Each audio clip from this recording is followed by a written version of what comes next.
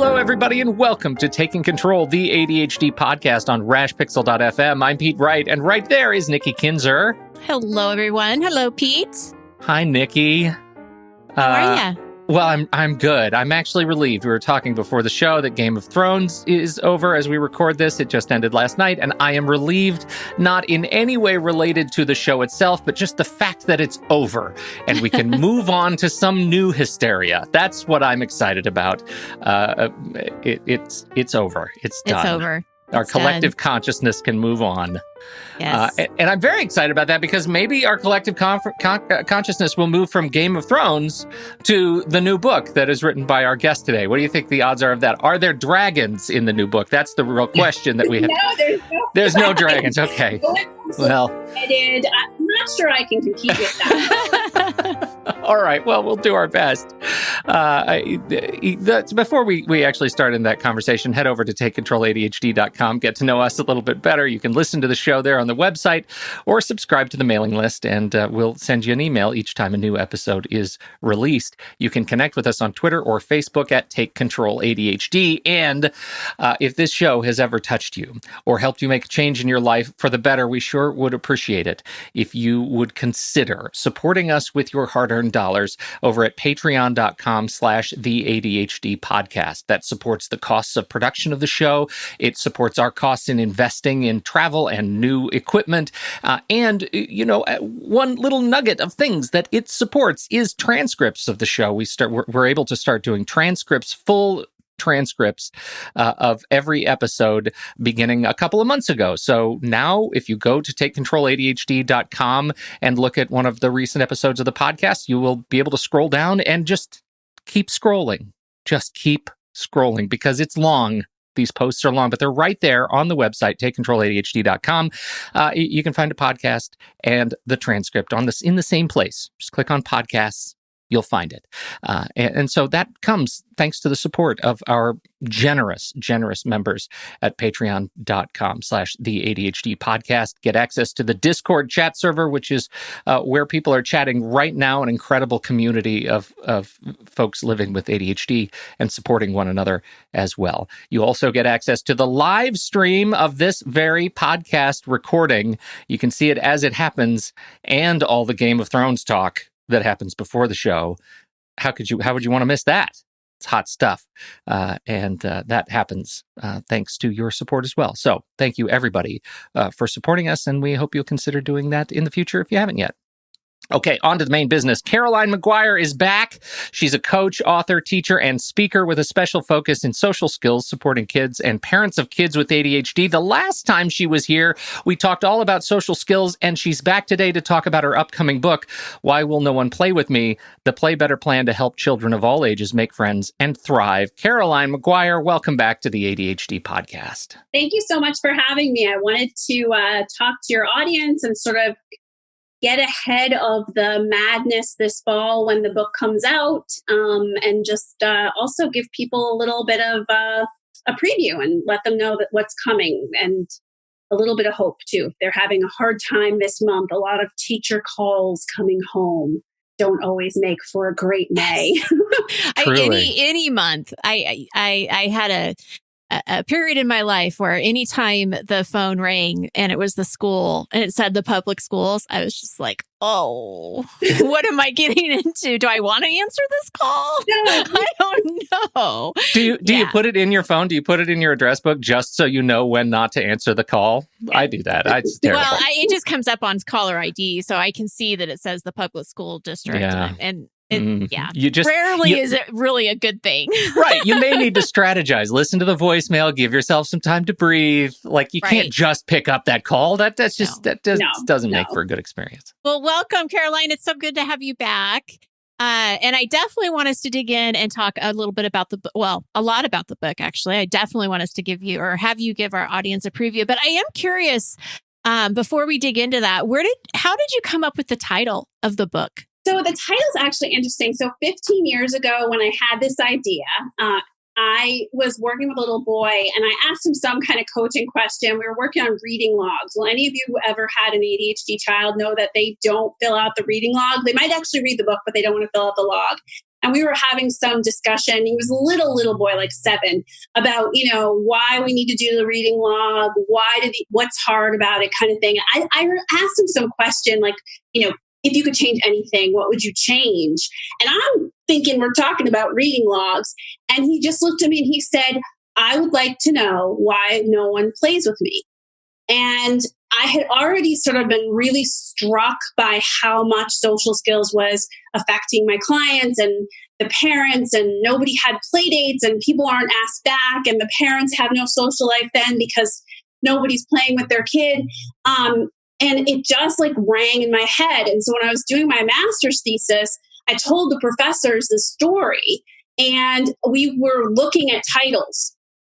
And one of my professors, who's a really amazing woman from Leslie, said, this is the one you should pick. This says it all.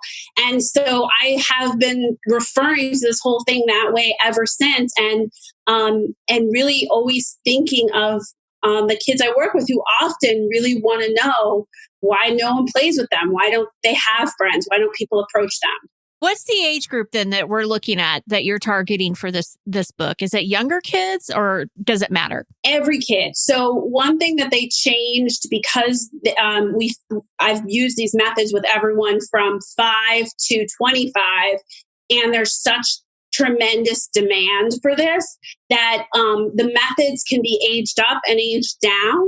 And so it's really, as you know, it's the ability to have a dialogue and use questions.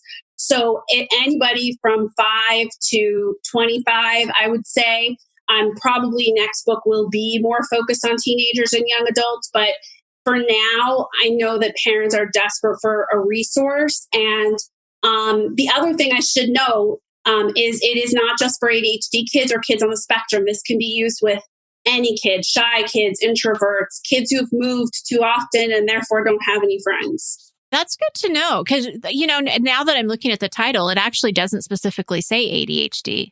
No, it's really not an ADHD book only. It's really that I've tested these methods with our people, right? And then it applies, and I've been using it. And I now have clients who are neurotypical. They're just shy. Yeah. They're introverted. They can focus. It's like really amazing. It's a really different experience.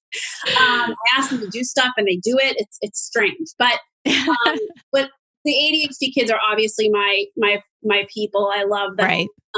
But there's just tremendous need, and also we have to remember that because of stigma, a lot of people don't get a diagnosis. So whether we agree or disagree with that, that's a fact. So we have a huge population of people who are sort of going toward our ADHD materials, but they are not seeking a formal diagnosis. Very true. I see that actually a lot more recently when I will talk to people, clients or people who are interested in my groups, and they'll say that they've never actually been formally diagnosed, but they feel like that's their tribe, that they get it. Yeah. So it is an interesting trend for sure. So is the book then for parents to read? Is it for parents to read with their children? Like, how do you want this read to people? So this book is for parents. The book is to teach parents how to coach their kid. It's all the stuff we as professionals know that, if you look at social skills curriculums, if you look at most books about this stuff, they're like unintelligible. They're really, you need a master's, you need a PhD. Their jargon. My famous story is that my husband once came in my office and I said, if I died and our kids needed this, wouldn't you take one of these and try to figure it out? And he opens the book and he's like, this is unintelligible. No. Yeah. I would never figure this out. And so the whole thing that's taken me 15 years, why it's taken so long, is that I've taken all of this material and I've translated it into very user-friendly material so that any parent with any level of education can open this book and say, okay, what do I do? And it has a lot of prescriptive elements. So it's like, Whole30. There's going to be like, but what happens if kind of sidebars, so that if you're working through this and you're like, my kid won't even have talk with me, there's a little sidebar. When your kid has disappearing acts and will not even speak with you, how do you get into this? Okay, so what are we going to learn if your child comes up and says, "Why will no one play with me?" How would you approach that? What are we going to learn from this book?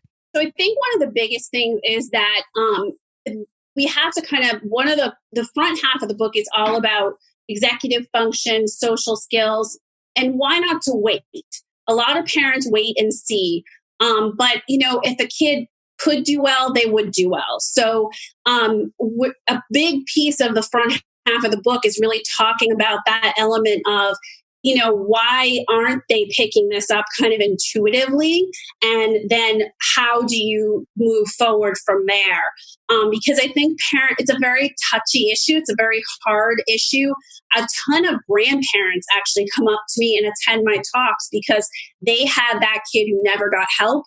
And now they're seeing it repeated with grandchildren, and they don't want this for their kids and for their grandkids. So I think the first thing you're going to learn is like, why? Why does all this go on? And then the next thing is that, and you guys probably hear this in the work you do, everybody has a story they kind of tell themselves. And a lot of these kids have a story, whether it's when I'm hungry and tired, it's okay for me to be rude. If I don't like somebody, I have to tell them, otherwise I'm inauthentic. All those ADD stories, I'm finding they're really true for all kids who have social struggles. Like a lot of the things we talk about and we hear from our clients, I hear from people, even if they're not ADHD.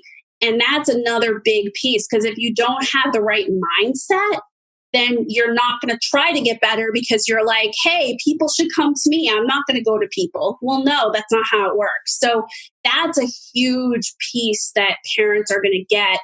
And that goes along with why do kids resist help? Why do teens? Why do adults, right? Is a lot of that story piece where we say, oh, I'm good the way I am. And we have sort of those deflector shields up, and don't even try.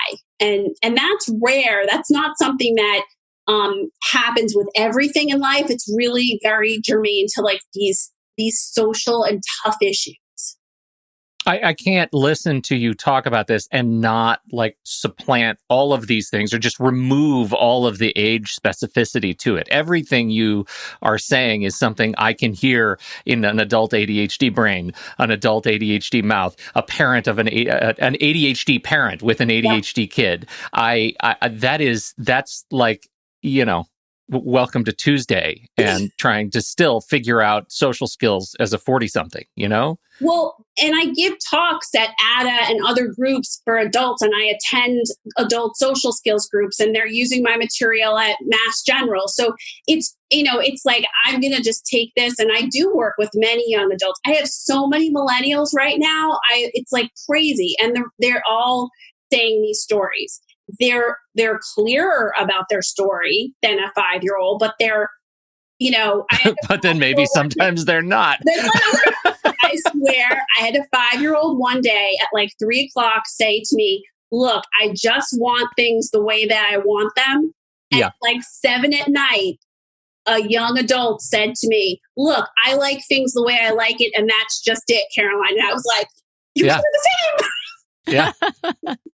So I just want to be clear. So in the book, then the first part is talking about the executive functions and giving parents and whoever's reading the book an explanation. What's going on? This is why this is happening. Almost normalizing it, I would assume, right? That you're not strange. There's a reason for all of this. Right. Now, the second piece you were talking about was the stories that we tell. So in the book, are you then giving tools like coaching questions then for a parent to approach their child so that they begin to understand the stories? Like, I can see as an adult, I get what you're saying, but do the young kids, or even like we're saying, the 25-year-olds, I mean, do they really understand what these stories are and how it affects them? Yeah, I have many exercises in that chapter about how to ask about a story, how to detect a story, how to even just hear the things that your young person or kid is saying and understand that that's a story, right? So giving people, just that context of, when someone says this, someone says, I like it the way I like it, that's a story. And then one of the chapters that's really bridging between sort of the what happens for people and the how do you fix this is a chapter called 8 Habits of Highly Effective Social Skills Coaches. And the idea is that we teach people how to ask the open questions of coaching so that instead of saying, you always talk about this story, you never are open to anything, we're teaching parents to ask questions. And I've been doing this for years, so I know that parents can learn, even to ask simple questions like, how come? So that kids will tell them. And, what's amazing is because our population is so smart, we are like, I have kids who are fully willing to explain to me why they think they're right, why this story is okay.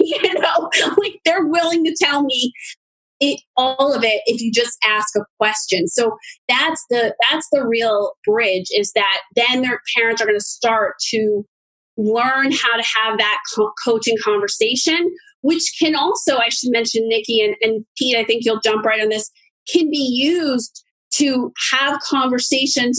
Maybe your kid is so resistant, or your young adult, they're not going to sit down and do the next part, which is actually teaching the skills. Okay, but you still have a problem. So the big piece of this book that people can just use is, how do you have those conversations and kind of like open things up and get the kid to not disappear to the basement every day? Because that's a huge piece. That's worth the price of admission. I'm a mother, so I know. It is so true. And it's so interesting because I think, we have a benefit because we're coaches. And so we were trained to communicate this way. And so anytime that we've had issues with our children, I tend to step in because I am able to ask the coaching kind of questions where my husband's not necessarily trained to do that. So he may immediately go a different route that's going to then put the defenses up, right? And so I love the fact that you're giving this education and these tools to parents to learn, because it's not hard. You just have to kind of remember to do it in the moment. I think is probably the hardest part, is getting your own emotions controlled, and being able to do that. Well, and I've been doing this for so long that I knew parents can learn. I have parent sessions, I have parents in the session. But it was interesting when we went to sell the book in 2017. I brought it. I was very lucky. I had 13 meetings, which is amazing.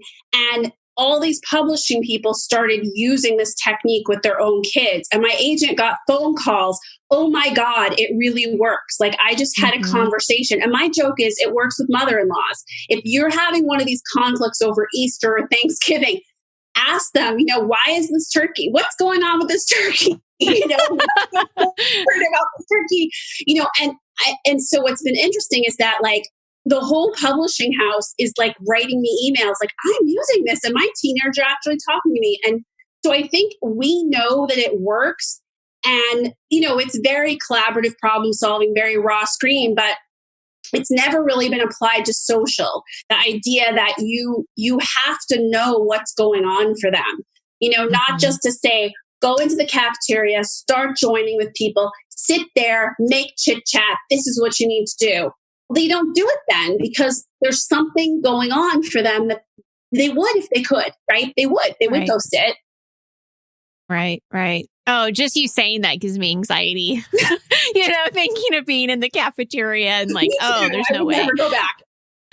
Well, the advice, we've done some research on specifically on cafeteria anxiety for another project. And so the advice is always so dumb. I mean, just what you just said, Caroline, it's you can really overcome all of your cafeteria anxiety if you walk into the cafeteria with confidence. Well, I'm done already. Why is that step one, dummy? That's the problem. All of the problem right there. It's all of the problem. I can't walk in. And this actually, we got the question. Oh yeah, we got the question from a teacher who was experiencing anxiety walking into the teacher's lounge and finding a place to eat in a middle school. This is not just kids. No. It's all of us. It's all of us. And a lot of my millennial, sort of young adult clients, it's not a cafeteria, but it's the Starbucks near work. It's Yep. meeting with the mean boss who has it out for you. It's just for some people who are more introverted, the idea of making small talk, it feels like climbing a mountain, or they don't really know what to say, so they sit in silence, and then people think you're creepy. Like it's not simple. I have it's a question, and I don't know if it's an observation or an opportunity for you to muse. I feel like as an adult, it gets harder to utilize these social skills to build deep relationships with other adults because of all of the complexities that go on with, adulting and life, and you don't have time, and you've got kids, and you've got all these things. It's hard to develop. Like I would that there was recess for grown-ups, like where you could actually sit down on the railroad ties and eat a sandwich together and have a friendship, right? That doesn't exist. And so I get that it's harder for adults. I wonder if, helping kids, like, what is your observation as you help kids and parents help their kids to cement these skills when they're pre-adolescents and adolescents? How well do they make that transition into young adulthood, right? I mean, you've been doing this long enough. Have you seen kids start to make that transition to college, especially when they're complete fish out of water? Yeah. I mean, what's interesting is, I had to get testimonials for the book. So I've been in touch with a lot of my clients who are now way too old. I'm not even going to say how old they are because it ages me. Yeah, you don't. This is a safe space, Caroline. Yeah, we get it. You've even had them writing to me, my mom told me you want to know what's going on with me. And they write me on LinkedIn. And what I found is they absolutely do transition. One of my clients wrote me this, and I was literally like in tears. She said, I am still an introvert, but I am the best version of myself. I join enough to have friends. She's doing study abroad right now. This is a kid who wouldn't go to lunch, wouldn't participate, wouldn't talk to anyone, really believed vehemently that there was no need, there was no hope. And I think what happens is people have a shifted mindset. So they not only have like new ways of doing things, but they know now, how do you navigate the social world? And I'm not saying it's not still work for them, right? Because for some people, this is hard. But I think that what happens is either that or they get a new outlook on life and they're like, wow, it's really nice to have all these people. So I do think we all struggle with this. And, we're like, I'm turning down book club because I'm going to New York this week. And I'm like, God, I'm so antisocial. I'm not going to book club. We all struggle with that. But I think these people are also people who wanted this desperately, and those, I can hear parents in my head saying, my kid doesn't. But remember, a lot of these kids didn't. They didn't want it because they were so fearful that they couldn't get it. And then eventually they sort of changed to say, okay, I do want this. And it took sometimes years. Which is why it's so important that you're addressing the stories that we tell, right? I mean, that's why you do that before you jump into the solutions or the strategies. Yeah. Yeah. I mean, and my definition of social skills is different too, Nikki. I say that it's anything that holds you back from having adaptive behavior and from, being able to fit into a group. So it applies, Pete, to adults. And everybody has a group. Even if you're, in our day, it was goth, blue hair. Right? People who were goth. It was so goth and blue hair. Oh, yes. I wore a lot of black. So I did too. You don't have a group that says something, right? That's right. There needs to be adaptivity. And also, they did surveys and studies of CEOs, and they asked them about social skills. And what they admitted was that they don't need people to be perfect. They need them to be willing to adapt. So that's why I really feel like it's anything that keeps you from having those adaptive behavior. It's not just like chit chat and manners and stuff. It's like, if you believe that when you're hangry, you can be rude to everyone, people have feelings about that. So what's the next part of the book then? So they learn how to coach, and then they fill out an executive function questionnaire about their child or teen or young adult. And then we go into, okay, now we've established that, this person doesn't read the room, and we sort of rank those kind of behaviors. And then I have literally 150 social skills lessons with directions written for parents. So they are straight to the point. They are not unintelligible. And they are written so that you can find a time and sit down with your kid and work on these behaviors. There's also like 3 chapters on how to get your kid to sit down, because I can hear the moms out there saying, my kid will not sit down. And that's why I say part of this is there are people, and we know this, who will never do a single lesson. They will use this book to get their kid to talk about these hard things. And that's okay, because in some cases, people know what to do. They just don't do what they know, as Russell Barkley says. Yes. So that the social skills lessons are a huge piece, and the troubleshooting or sort of managing resistance. How do you, a shrug can be buy-in. Would you be willing to work on this? And you don't get like a, yeah, mom, I'm going to do this with you. You get like a shrug. Okay, that may be all you get, and then sort of how do you sort of move through these change processes is another big part of the book. How do you know your kid is changing? How do you know what that change process looks like? I have this tool called How Will You Know? And it's like signs of progress. And it's things kids say at every point in change. So, if a kid says to you, if we're working on them thinking about others and being more considerate and stepping into people's shoes, and they say, Nikki likes to ride a red bike, so when she comes over, I'm going to let her ride my red bike. That's a sign that things are changing. She's probably not going to come to you and say, I've had an epiphany. I need to think about other people more. Like you're going to hear it in a different way. Well, and you're helping then the parents listen for that, which they may not have been listening for that before. And I love these kids for that reason. Like, kids will say to me, I interrupt and I don't let anyone talk. And I'm like, yes, that's true. And that's how they show change, is like they've had this realization. They don't package it up for us and say, I've had this realization that I need to change. They say little stuff, and we have to pay attention to that.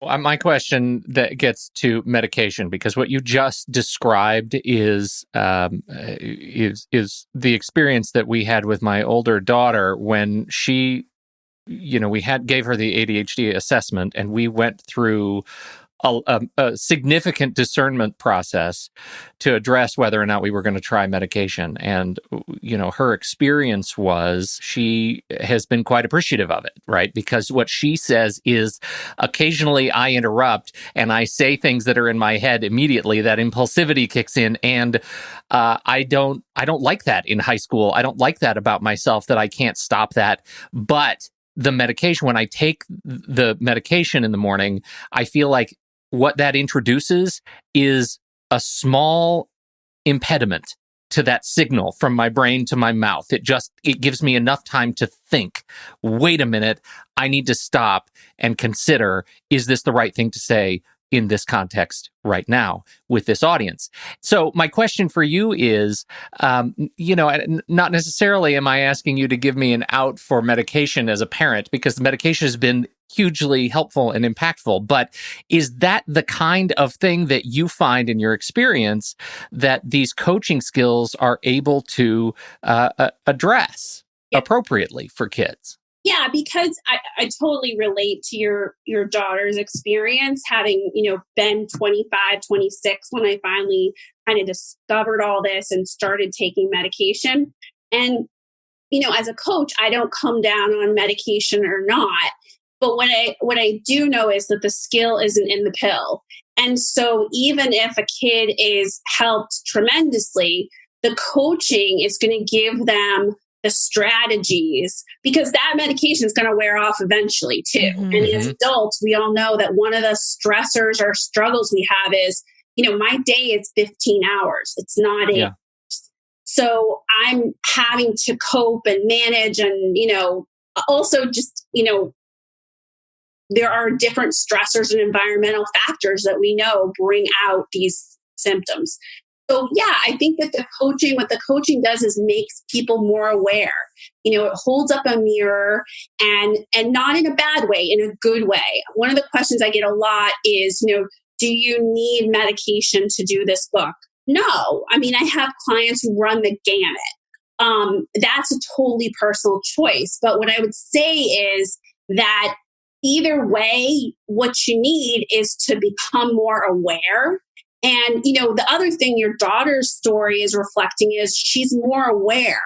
And that's really the beautiful thing. Because if you know that, when I'm tired, all this stuff comes out, you can be on guard for it versus, before you have sort of that realization. I don't know. I just know my mother used to say, think before you think before you speak, Caroline. And I was always like, what the heck does she mean? Like, yeah, right. That's again, I don't know what that is. Enter the room with confidence, right? I don't know that language. It's interesting because I work with a lot of college students, and I can see where this book would be incredibly helpful for the high school student who is going into college as well, especially with the parents, right? Because once you jump from high school to college, it's a very difficult transition. Most universities are not ADHD friendly. No. And if they don't have these skills already, it's really difficult, right? It's really, really hard. So what I love about what you're saying is that, with Pete's daughter, who is in high school, upperclassman, she's going to be looking at, what's going to happen after high school. If we have the right coaching and asking her these questions and asking her to be aware of these things, it just gives her that much more percentage to succeed when she's in the next chapter of her life, whatever that may be.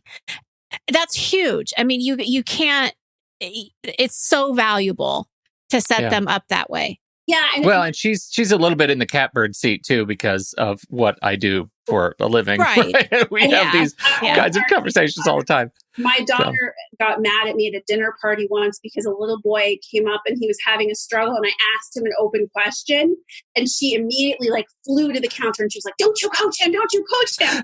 And the little boy was like, "It's a good question. I'd like to answer it." Right? Like the little kid was like, "Totally fine." And my daughter's glaring at me. So they are in the cat seat. I think, Nikki, I see a lot of that transition as a big struggle too, because a lot of the kids I work with, they have their couple friends from high school, from preschool, the people they've known forever that accept them how they are, or maybe even act as a body double to say, "Hey, you're blurting too much."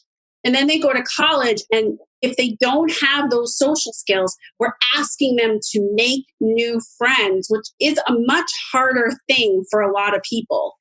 Yes. And so one reason I let them expand the age wasn't, because I wanted to sell more books. It was because as I go around the world, I know parents of college students and young adults are going to buy this book.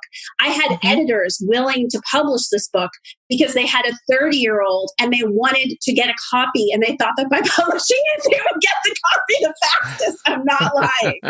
So I think that there's that element. And I think also a lot of times if you're socially very adaptive, I see this with parents a lot, and you have that college student you're working with, Nikki, they are baffling to you, right? I call them baffling behaviors. You say you want friends, but you don't go to anything. You say you want to fit in, but you don't do anything to fit in. I had someone today saying to me that her son wears the same clothes, he wears different clean clothes, but it's the same shirt and pants. And he doesn't seem to understand that kids are making fun of you because they don't know it's different and clean. And you can't wear a little sticky that says, "This is clean," Right. It's all that stuff that the parent can not understand. And then also they're not having a great conversation because they're so frustrated. Well, and something else that just dawned on me is that, again, going to what I know, which is the college student, you've got somebody who's new to this brand new environment, and they may not be highly engaged in the academics that they're doing because it's all of the core stuff, right? So it's all kind of the boring stuff. They haven't gotten to their major yet. But then if they're having problems making friends, then really the engaging part of college that is so fun, the social piece, is also missing. Yep. And again, that's just kind of adding fuel to the fire of, do you continue or not, So yeah, I really appreciate you bringing this out.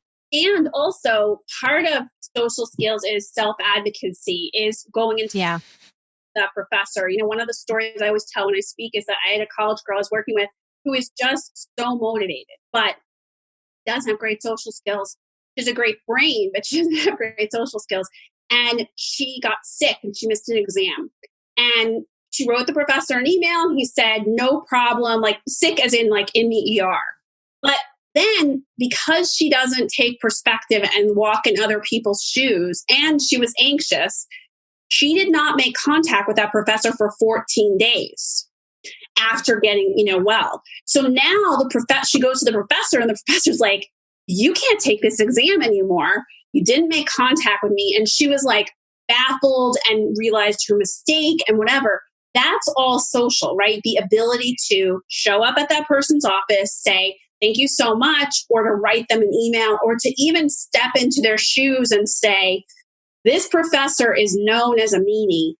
He's given me this rare opportunity to not take this with 103 fever. I better be writing him the next day to schedule this, even if he said to her, if you had even just scheduled with me. Yeah. And I think that's the other piece we face with our kids. There's some stat I heard from Chad that, an overwhelming amount of kids who even had support in high school don't take it in college. Right. Well, part of that is they won't go into the learning center. And there's fear. There's fear of embarrassment. And I had one gentleman tell me that he felt guilty because he felt like it gave him an advantage. And so, as a coach, where I went with that, I'm like, no, you don't feel guilty, and had all kinds of, metaphors and analogies and everything for him to understand. But yes, it's true. I mean, it's definitely a difficult time. I want to ask you something though, Caroline, on a personal level. Sure. Because many of our listeners and many of our Patreon members are writers. They're writers with ADHD. So I would love for you to take a few moments to talk to them, give them maybe any tips or suggestions or ideas that you can offer about your process. I know you've mentioned 15 years. I mean, has this been 15 years in the making? How did it what am I trying to say, Pete? Not unfold. Unfold. Thank you. I kept wanting to say like undevelop or something, but yeah. That's a great question. I talk about this with kids a lot because I want them to understand, like, you have to build the road, right? It takes time. So I had the idea 15 years ago. I went for my master's degree and finished in 2012 because I knew I had to have some kind of authority behind this. My master's was self-designed in executive functions about social skills. I literally went to like every prominent university in Boston. And I was like, this is what I want to do. And some said no. Or don't you wish you'd said yes now? Yes. And Lesley University said yes. So that's part of that 15-year journey. And I had 2 children, that was part of it. Neither of whom are neurotypical, by the way. And so that was part of it. But I would say this, I fully disclose that I have a collaborator. I have a ghostwriter. And I write everything and then she buffs it and she brings it to the next level. So I never want to pretend that. I know I was at an ADD conference and someone snarky said, you shouldn't tell anyone that. And I was like, why? People need to know that's an accommodation. I'm dyslexic. No one wants me to spell. I'm terrible at that kind of stuff. And either way, having been through this process, most people who have prescriptive books or books like this have someone behind them. I interviewed these people and I was like, oh, I didn't know so-and-so had someone writing their books. So most parenting books that are out there, someone else is helping. Because it's a whole higher level of writing that you need. But I would also say a few tricks, because I do have to write everything first, because I'm the expert. I run on the treadmill. I listen to Rocky, the one with the Russian. So that's 4, I think. And then I get myself really pumped up. And then I go and I write. I like have all these little rituals that I do in order to kind of raise my dopamine levels, because I get bored. Like, some of this is just so boring. And also I have a couple of really close friends who really, I mentioned at the end of the book, like I wrote like 2 paragraphs about them, because I have a friend who I literally call her up. She's an expert. I ask her questions to get me my juices flowing, and then I hang up on her. I don't even have a conversation like, how you doing? How are the kids? I'm like, okay, bye. That's awesome. Horrible. I know. I was telling my editor this, and she was like crying, laughing. But, it's really, because to me, like when I talk about stuff, it really helps me get juiced up. The other thing that I do is, honestly, because I knew the day would come when I would be promoting, I've done a ton of podcasts and other things on this topic. And every time I have one, like, I don't have anything to write now, but if I did, I'm pretty jazzed up. And then the final thing is, I am a schedule person. So like, I stick to a pretty strict schedule, but by that, I also mean I build in buffers. So for lack of focus, lack of motivation, perfectionism, complete exhaustion, where like the ideas just don't come. And I also have a coach, because good coaches get coached. And many things this poor woman has had to talk me through, where I'm like, okay, here's the problem. Right. And that's how it unfolds. And it's like interest, right? I'm interested in this. Well, congratulations. Yeah, definitely. 15 years of hard work, research, something you're passionate about. And now it's going to come into a book and reach and touch so many people who need this. And it's certainly a niche that is not covered. Those social skills are so important, and people, need that information. And thank you so much for sharing this with us and giving us a preview. Well, and now here's the downside, though, right? You can't get it yet. So let's talk just briefly about how you'd like people to get it, to stay informed. What can we do to help folks get connected with it? Sure. So there's a few things. You can go to CarolineMaguireAuthor.com. So MAGUIRE. And there's actually a book promotion. If you click on book, anybody can redeem an offer to get the book, to pre-order the book. And by pre-ordering the book, you get a free webinar. And I'm going to be doing a lot of stuff like that. And then the other thing is that if you go on the website, there's tons of information. And soon there's going to be actually like, you put in that you bought the book, and you're going to be able to have like live chats where you ask questions of me. And we're going to start that way before the book is out. The book comes out September 24th. But, this way parents can start, hearing what's going to happen, and even just using some of these questions as we go through the summer. And, kids are not outside playing because they don't have anyone to play with.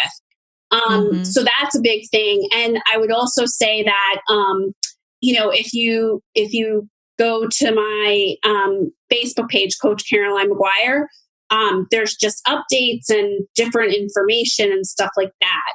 And I'm on Amazon. So I put in my Kindle pre-order already. So yeah, absolutely. So much.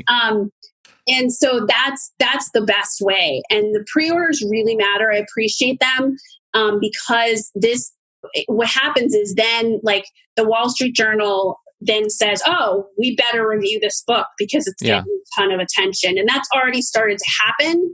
And so thank you to everyone who's made that happen, because it's a big world. So we have to show up so that they notice.